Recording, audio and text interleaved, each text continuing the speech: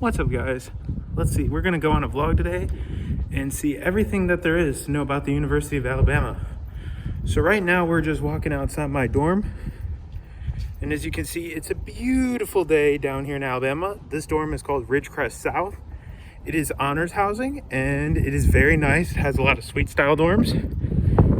And in this general area, there are about 6 different residence halls that you can live in. So we're walking in front of Ridgecrest South right now. And over to my, so let's see, so behind me now we have Ridgecrest East over my left shoulder, and then Ridgecrest West over my right shoulder. They are also honors housing. And then, as you'll see coming up in just a second, on my right we will be passing the Blunt Scholars Residence Hall, which that is a unique program to the University of Alabama. And it's unique because it's not only is it honors college, but it's a specific program within it that's focused on studying liberal arts. And with that, it's like it's a very selective and exclusive program to get into. So as you can see, there's some plants and bricks along this, and on my right, as you'll see, as we're kind of crossing the lawn here, right here, this is Blunt Hall. It's a very nice looking building. I have never actually been inside of here before, but nonetheless, very interesting. Got Ridgecrest East over my shoulder there. And now we're walking down the street a little bit. And it'll be coming up on our left will be England Hall, and coming up on our right will be Patey Hall. And as we're walking down the street, this is where most of the dorms are and the residence halls at the University of Alabama. They're all kind of clustered. Most of them are clustered on like the northwest side of campus. And I don't know if you can see this behind me, but over my shoulder, right about there, is where Bryant-Denny Stadium is, where the Alabama Crimson Tide football team plays. So over here now, as switching cameras, now this is England Hall. This is primarily a freshman dormitory. This is Patey Hall, which is more of a mixed housing. And as you can see, it's more traditional style dorms where it's just 2 people sharing a bedroom and a sink. And they're more of what you would typically think of a traditional college experience. As we're coming up, we'll be approaching Cane's, and Cane's is a chicken finger restaurant, and it's actually reopening today. So I would expect to see a line developing outside as a result. Passing over my shoulder are the Crimson Ride bus system. That's what allows, that's like the transit system on campus, and it moves people from a wide variety of places. And I think it does a great job of doing that. Now we're approaching on the left. We'll be seeing Raising Cane's. It's going to be reopening, and that's really exciting for a lot of the people on campus because they've been waiting this day for a while now. And so here's the entrance to Cane's. It's actually within Patey Hall, and a lot of people love their chicken fingers and their Texas toast and their french fries and coleslaw. All right, so after a little bit, I pulled up my mask because we're in a little more of a populated area. Right we're in the Ferguson Plaza. And in the Ferguson Plaza to my left, as you're seeing, that is the Ferguson Student Center. Ferguson Student Center is basically like some other universities would call it like a student union. There's like a food court. There's a bunch of different offices. There's also our bookstore, our mail center. There's just a bunch of really handy and useful different things that we have, and it's a handful of different things that we have that really are essential to campus services in there. A lot of offices. There's also some classroom spaces on the top floor. And now we're getting away from a few more people, so I'm gonna pull my mask down just a little bit so it makes it easier to hear my audio. Now we're walking right next to the Ferguson Center, and we're starting to walk onto the Crimson Promenade, which basically connects the Ferguson Student Center and the plaza area all the way towards the quad and a lot of the academic buildings on campus. You can see a lot of the buildings on campus, they're made of brick. They also have a lot of those Corinthian columns and a lot of that general like Greek architectural design. So as you can see right behind me, the Corinthian columns, it says Ferguson Student Center. It's a very sunny day today, so if I'm squinting a little bit, even with my hat on, it's because it's very low in the sky because we're shooting in the afternoon. So now you can see here is the Gorgas Library. That is the main library on campus. Over to my right, that's the Woods Quad and a few of those buildings. And over here, through the trees, we'll just be getting to that in a second. And that's the Gorgas House. It's one of the oldest buildings on campus. And I believe it was once used as like a residence for some important figure who lived on campus at one point in time. There's also a lot of chairs they've set up so people can effectively social distance as I'm recording this during the COVID-19 pandemic. And as you can see, this is the Gorgas House Museum. It's a nice little house right here. As you can see now, we are passing a bunch of different academics buildings. Here's the English building, where, as the name suggests, they teach English classes. Here is another view of a Crimson Ride bus. Over there is the Gorgas Library. And around these trees, we're gonna start coming up on some more buildings.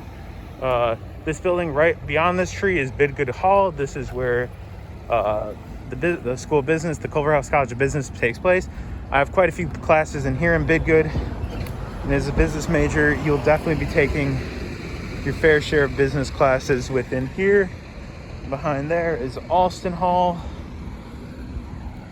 And then we have some more academic buildings coming up on this stretch. Across the street from this area of academic buildings is the quad. And the quad is just a giant green space. On this side, it's more wooded. It has trees. And on the farther side, it's a lot more open. So people love to use that area for tailgating. Here is Bidgood Hall. Hope the shot is not getting overexposed because of the sun. So yeah, you can see School of Commerce. As we're walking around, it is also home to the Manderson Graduate School of Business at the University of Alabama. I'd like to get in there as well personally, as I am on scholarship and currently year ahead, so it would be amazing if I could use my last year's scholarship towards graduate school. And so coming up on our right is Carmichael Hall. Carmichael Hall, I'm trying to remember what it is. It's either human environmental sciences or education, I believe that's mainly taught in here. And here's Carmichael Hall. Yeah, it's the College of Education. And there's a bunch of different things regarding college education located within Carmichael Hall. I've never personally been in there either, but nonetheless, that's what it's used for. So for all you education major types, this might be a spot to look at. And next up is, I do not know the name of this building, but I do know it is also involved with the College of Education. And back there, in this building right here, in between this building and Carmichael, that is that's the Bruno Business Library. So that's the business specific library that they use. So as we're walking down the street, see more Crimson Ride buses. I don't know if you can see it because there's some trees, but behind that Reese Pfeiffer Hall, which is the Communications College, you'll once again start seeing Bryant-Denny Stadium.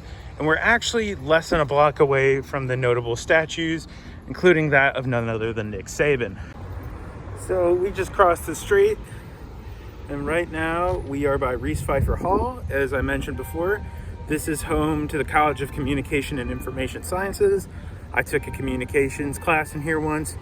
What I remember about this building is it's kind of confusing to remember what floor you're on because there are different stair layouts, because it seems like they built this building in different pieces.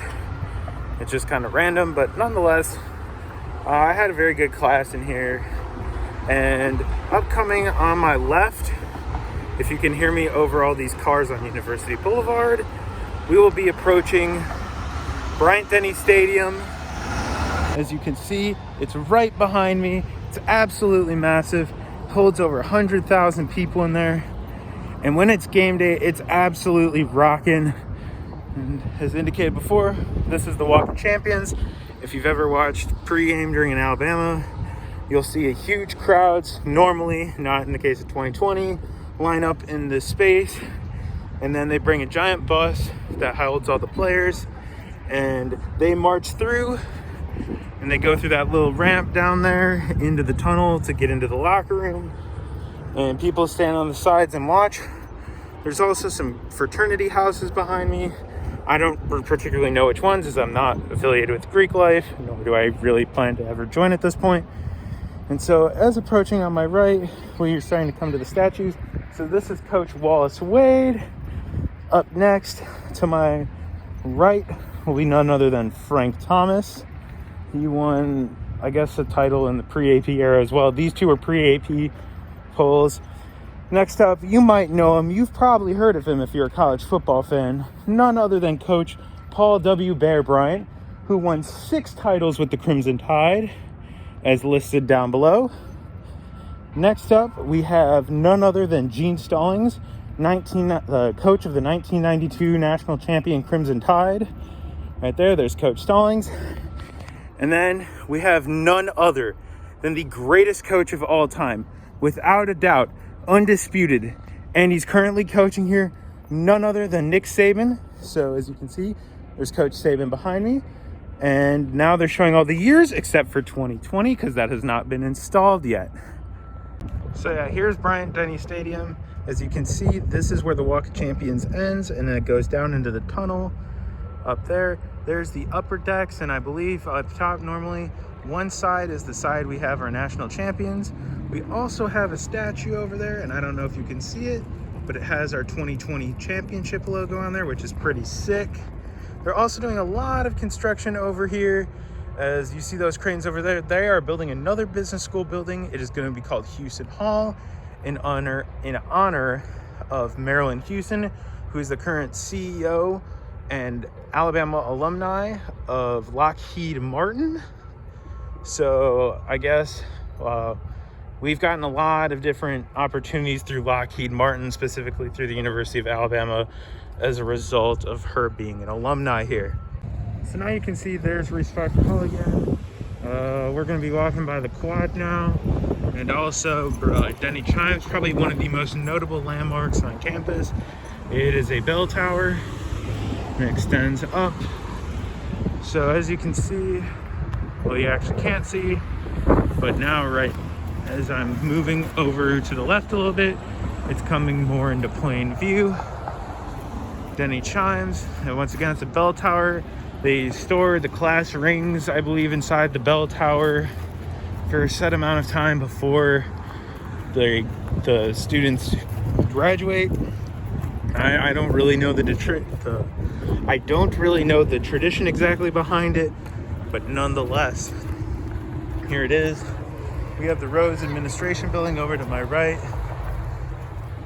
And behind this general area is also a bunch of sorority houses. So here is the President's Mansion. This is where President Bell lives on campus. He's got this nice little mansion. Once again, Denny Chimes, now much taller in focus. And now we can see the base of it, how tall that even really is. Hint, it's decently tall. And as we're walking across the quad, we're gonna start seeing some more academic buildings. Over there, that is Lloyd Hall. Then that right there is Honors Hall. And then right there is Galley Hall. Lloyd Hall, I don't know. I think it's kind of a mix of different stuff. Honors Hall, as it might suggest, has a lot of honor stuff. Galley Hall, I know that is the physics building. I took an astronomy class in there once. It's kind of old for being a physics building, if we're being honest, which they've seemingly thrown a lot of money into improving their science facilities, but apparently not physics. So I was saying, behind me is Moore Hall and Little Hall. I had an English class in there once, which is weird because normally those are held in the English building. And as you can see there, it looks like it's Denny chimes is in the background as I'm walking. Let's see, I'm trying to think of, here's the open flat area of the quad. You know, a lot of people love to play spike ball or play catch with a football. I think I've even seen some soccer going on. People just kind of doing casual little pickup games and stuff like that. Overall, not bad at all. Just the vibe. I mean, 2020 has been different. It's been a lot more empty. But last year, when I'd come out here all the time, especially on a nice day in the spring or in the early spring or later in the fall, there were plenty of people out here. I think there were even people who were just sitting on their laptops doing work, which that's pretty interesting. But nonetheless, that is just some of the activities people would do out here on the quad when things were still normal. Okay, so we just finished up over by the quad. Right here is kind of a big bottleneck in terms of traffic. There's a lot of buses and cars trying to get off of campus that cut through here. Over my shoulder right there is Smith Hall. It is home to the Alabama Museum of Natural History. I once had I once had a fancier dinner in there as part of this special program I was in that I did going into my freshman year, and it's pretty cool. Like, they had this like giant fossil of some kind hanging down from the ceiling. That was pretty cool. And as you can see, we're just kind of walking along the street, and we're going to be approaching on my left one of the dining halls, which is called the Fresh Foods Company. In addition to that, we will also be showing a lot of the science and engineering buildings because it has its own little separate quad, which I think is one of the prettiest areas on campus. So to my right, we have the Rogers Library. This is more of an engineering library. To my left, we have Fresh Foods Company as one of the dining halls on campus. Over there, as you're seeing now in the foreground, that is what we call the CERC, which is the South Engineering Research Complex. And behind that is called the NERC, which would be the North Engineering Research Complex. And we'll be approaching a sign so I can point out all the buildings relative to it. Over to the right, the one with all the columns, and I think is probably one of the prettiest buildings exteriorly, or the exterior of it, I should say, is Shelby Hall. So as you can see, we're going to be approaching this sign. It's the blue building, it looks like, right here. The blue one is the CERC, so that's right there. The green one is the NERC, so that's there. The red one is Shelby. And then the Science and Engineering Complex is right over there. Normally, there's a fountain that goes on, except during the winter, and it shoots up a giant display of water. It's really pretty. It's also really cool when they do it at night and it's lit up a little bit. As you can see, I'm filming this in early February, so all the grass is dead. But normally it's nice and green when it's not winter. And I've never had a class in any of these buildings, mainly because I'm not a STEM, science, technology type major. I'm doing finance. But as you can see, a lot of buildings. If you notice, just in overall general about a lot of the buildings on the University of Alabama's campus, is there isn't much variation in what they look like. They all generally have a similar type of design and continuity, which makes it look very nice, where they have the Corinthian columns, the brown brick. And I personally think, when I visited a bunch of different college campuses, I really thought Alabama was probably one of the prettiest campuses I saw, if not the prettiest one, just because of this continuity, unlike some of the other schools up north closer to Illinois, where I'm from. As a result, once again, here is the NERC, here is the CERC, and right over there, that is the north side of the Ferguson Student Center as we passed before by the plaza overall. And then as you can see, once we get past some of these trees, we will be across the parking lot from Patey Hall, which right there, that's Patey, and that's England Hall, as we kind of saw at the beginning of the trip. I know this wasn't the entirety of the University of Alabama campus, but I think I hit a lot of the different areas that a lot of people would be in. I know I didn't really go into any of the Greek houses or maybe some of the farther academic buildings, as there's plenty a lot, but I think I gave you a general gist of the main central area of campus and a general feel for what it's like. I love being in Tuscaloosa. I love going to the University of Alabama. I'm so glad we won the national championship. And without further ado, I think it's good to call it quits for this little bit of a tour. I hope you enjoyed, and roll tide and roll out.